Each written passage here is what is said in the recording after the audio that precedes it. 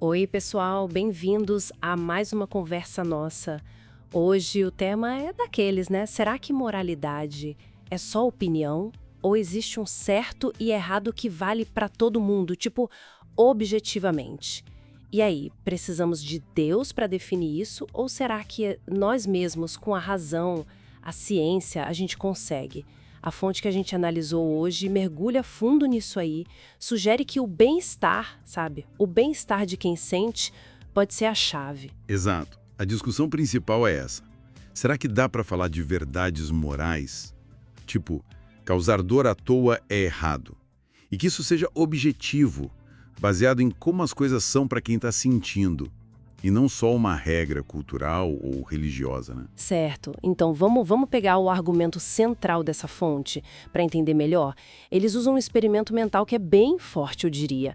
O pior sofrimento possível para todos. Já ouviu falar? Sim, a ideia é imaginar um universo onde todo ser consciente só sente agonia, o tempo todo, o máximo possível.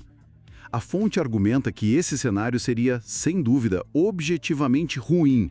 Não tem como defender isso como bom, né? Exato. E qualquer coisa diferente disso, qualquer passo para longe dessa agonia total, seria bom, objetivamente melhor. E para não ficar só na abstração, tem a analogia da mão na chapa quente. Aquela dor horrível, a vontade de tirar a mão na hora. Isso não seria só uma preferência minha de não gostar de dor. Seria uma experiência ruim em si mesma, um fato, entende? Um fato objetivo sobre a qualidade daquela experiência, mesmo a experiência sendo subjetiva. Isso. O valor negativo está ligado diretamente ao fato da experiência, não é só opinião. E aí a coisa fica, olha, bem interessante, porque toca naquela divisão clássica, né?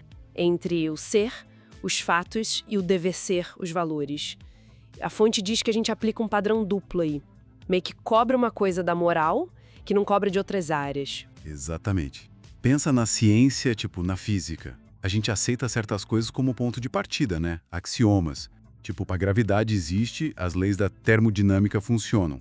A gente não exige uma prova final absoluta para começar a usar. Verdade. Mas aí, para moral, parece que a gente exige uma justificação, assim, total, inquestionável para qualquer valor. E talvez isso não faça sentido. E o mais doido é que a própria ciência já tem valores embutidos, né?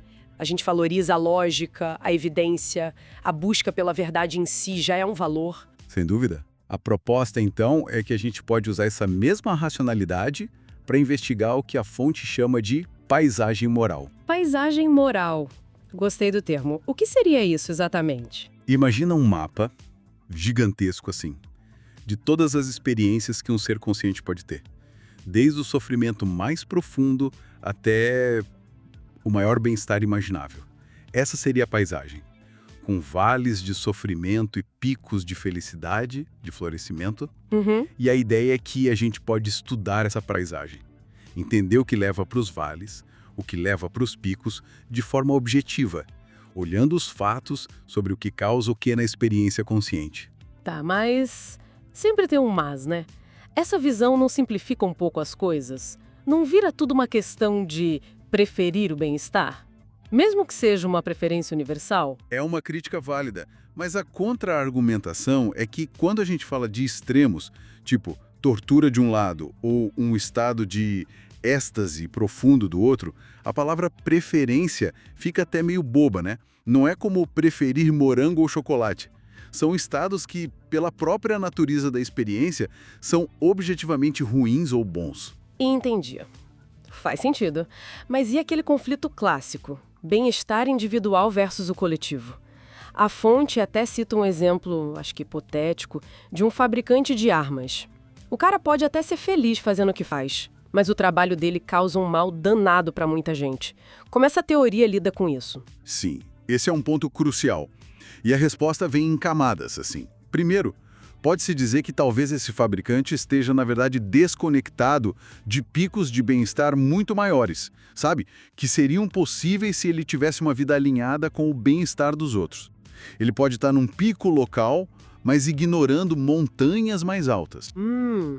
Interessante essa ideia de picos locais e globais de bem-estar. E segundo, mesmo que ele não se convença disso, que ele diga, não, eu estou feliz assim, a sociedade ainda pode olhar para as consequências do que ele faz e avaliar objetivamente. Isso está gerando mais sofrimento do que bem-estar no geral? Se sim, a ação dele é moralmente questionável do ponto de vista coletivo. O foco é o impacto agregado na paisagem moral. Ok, então resumindo o que a gente viu aqui, a grande sacada é essa possibilidade de a moral não ser só opinião solta, nem depender de um decreto divino, mas sim de estar ancorada em fatos. Fatos sobre como a gente experiencia o mundo, sobre sofrimento e bem-estar. Exatamente. Isso abre a porta para a gente buscar respostas objetivas sobre certo e errado, baseadas na própria experiência consciente. Mesmo que a gente não tenha todas as respostas, né? Como você disse sobre a paisagem moral. Claro, nossa compreensão ainda é super limitada. Tem muita área cinzenta, casos complexos pra caramba. Mas isso não quer dizer que não existam algumas verdades básicas, alguns vales de sofrimento que a gente sabe que são ruins e alguns picos que a gente sabe que são bons e que a gente pode investigar isso racionalmente. Então saímos daqui com essa ideia provocativa e fica a reflexão, né? Se a moralidade está mesmo ligada a essa imensidão de experiências possíveis, o quão pouco a gente entende hoje sobre o que realmente significa bem-estar. Será que existem picos de felicidade e de realização que a gente nem consegue imaginar ainda? Fica aí pra gente pensar.